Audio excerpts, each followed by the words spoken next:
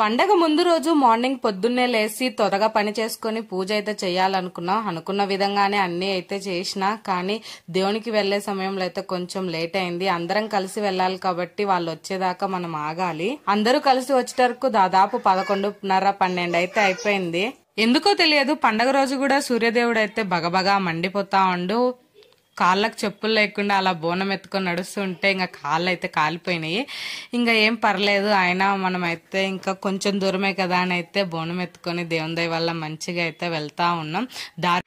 దారి పొడవునా బల్ల సందడి అయితే మామూలుగా లేదు. ఇంకా మంచిగా దేవుని దగ్గరికి చేరుకున్న తర్వాత బోనాలు అయితే అమ్మవారికి సమర్పించినాం. అక్కడే ఆ రోజు అయితే భోజనాలు అయితే పెట్టిండ్రు మధ్యాహ్నము.